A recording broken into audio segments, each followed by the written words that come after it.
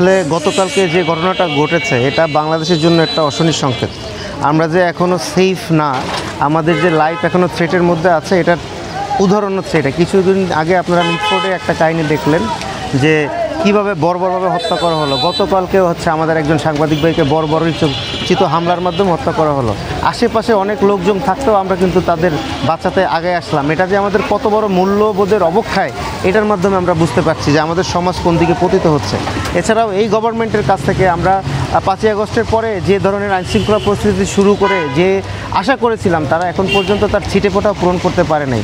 আমরা যদি পুলিশ বাহিনীর কথা চিন্তা করি, আপনি দেখেন 5 আগস্টের আগে জুলাই মাসে আপনি দেখবেন পুলিশ বাহিনী কিন্তু স্বপ্রণোদিত হয়ে ছাত্রদের উপরে হামলা করেছে, তাদের হত্যা করেছে।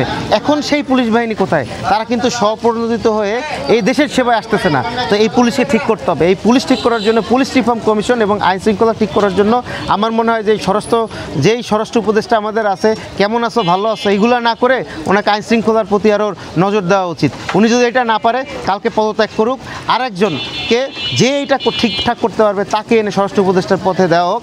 আর একটা দলকে আমরা উদ্দেশ্য করে বলতে চাই, ভাই আপনারা নির্বাচন চান, নির্বাচন নিয়ে আমাদের কোনো সমস্যা নাই। আপনারা যেই জিনিসটা করবেন সেটা নির্বাচনের আগে যে পরিস্থিতি, মানুষের যদি আস্থা না থাকে, নির্বাচনের আগেই যদি এই অবস্থা হয়, তা নির্বাচন পরবর্তী সময় বাংলাদেশ কী অবস্থায় যাবে? এই জন্য আগে একটা লেভেল প্লেইং ফিল্ড হোক, সংস্কার হোক, বিচার হোক, তারপরে মানুষ নির্বাচনের দিকে যাক। বসুন্ধরা টিস্যু, অশুদ্ধতার বিরুদ্ধে এক বিন্দুও ছাড় নয়। আজকের সাংবাদিকদের উপর নির্যাতন, নিপীড়ন, হত্যা এগুলো বেড়ে চলছে। এর একমাত্র কারণ আপনি দেখেন, সাগর রুনিকে হত্যা করা হয়েছে তার বেডরুমে। সেখানে কিন্তু তৎকালীন সময়ে যে স্বরাষ্ট্রমন্ত্রী ছিলেন, তিনি বলেছিলেন যে 48 ঘন্টার ভিতরেই অপরাধীকে শনাক্ত করা হবে, আইনের আওতায় আনা হবে। কিন্তু 48 ঘন্টা তো দূরের কথা, শতবারের উপরে তার চার্জশিট পর্যন্ত এখনও দিতে পারেনি। এখন আমরা মনে করেছিলাম যে আওয়ামী লীগ আমলে সাংবাদিকদের উপর যে নির্যাতন, নিপীড়ন হয়েছে সেটা থেকে পরিত্রাণ পাবে, কিন্তু একই ধারাবাহিকতা চলতেছে। এখনও সেই সাগর রুনি সহ যত সাংবাদিক নিহত হয়েছে বা হত্যা করা হয়েছে, তাদের কিন্তু আদৌ আজকে পর্যন্ত কোনো হত্যার বিচার হয়নি। আদৌ সাগর রুনির যে হত্যাকাণ্ড হয়েছে সেখানে কিন্তু চার্জশিট পর্যন্ত এই 1 বছরেও তারা দিতে পারেনি। বিগত সরকার তো দিতে পারেনি, এখনও পারেনি।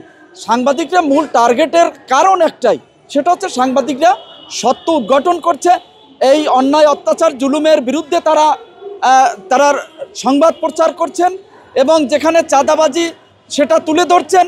সে কারণে সাংবাদিকরাই আজকে মূল টার্গেটে পরিণত হয়েছে। দেখেন, সাংবাদিকতা একটা চ্যালেঞ্জিং পেশা। এখানে অনেক চ্যালেঞ্জ নিয়ে তাদেরকে সাংবাদিকতা করতে হয়।